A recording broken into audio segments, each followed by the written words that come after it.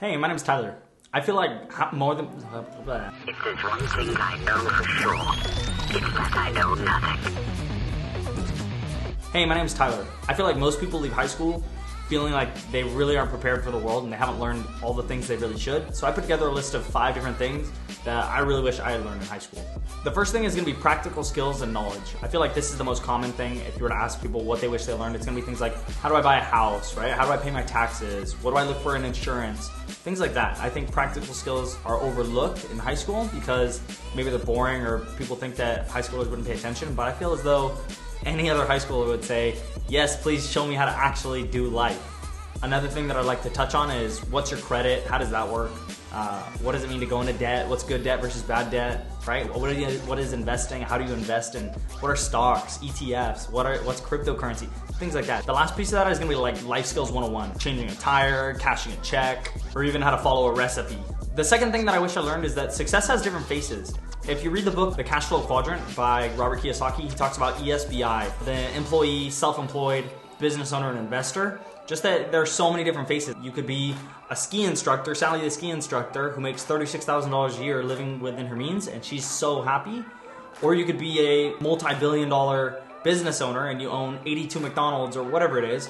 But there are so many different areas of success, and one thing could be the best for one person and one thing could be the best for another, but it's really up to that person. And ultimately the key is happiness. The third thing that I wish they taught in school was people skills. What I mean by people skills is, when was the last time someone taught you how to listen to someone, how to actually pay attention when someone's talking to you, not just waiting to respond, or how to actually have a meaningful conversation and not just an argument, how to properly express how you're feeling to someone else.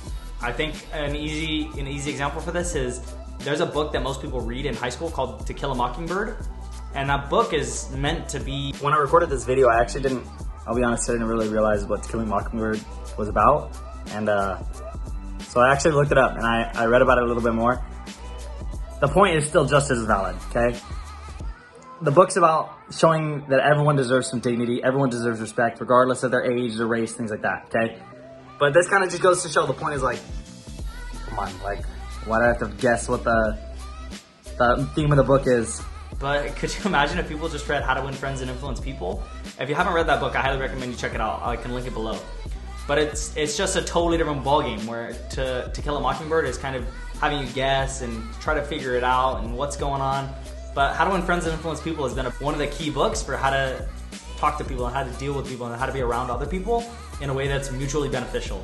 The fourth is going to be the importance of your personal well-being. So this has 2 faces. One is going to be your diet and your exercise, the physical side of things, and the other side is going to be the mental, the emotional, spiritual, that side of things. And so I think they do an okay job. I mean, you have like PE classes where they teach you about like physical fitness, they teach you about diet, right? I'm sure everyone saw the food pyramid. I think now it's like plates or something. I think they do just the bare minimum to teach you what you need, but really they don't go into how things work. Why is sleep important?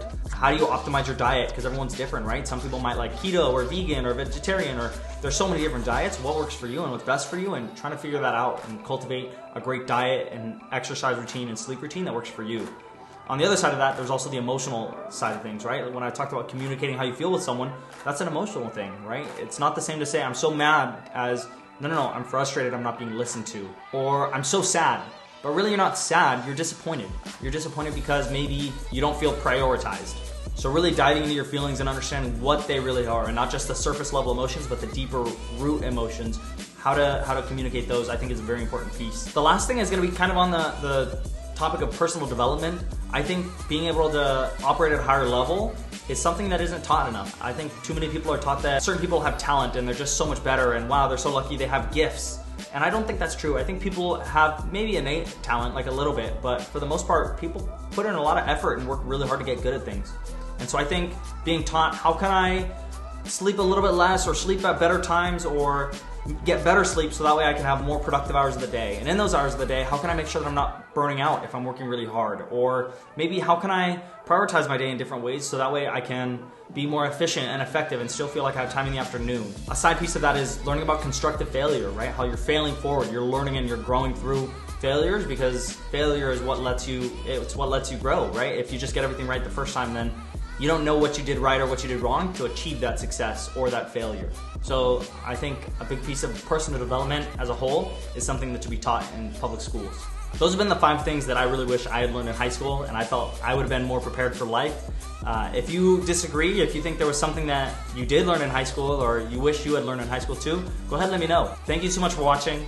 Let's go out there, let's make it happen.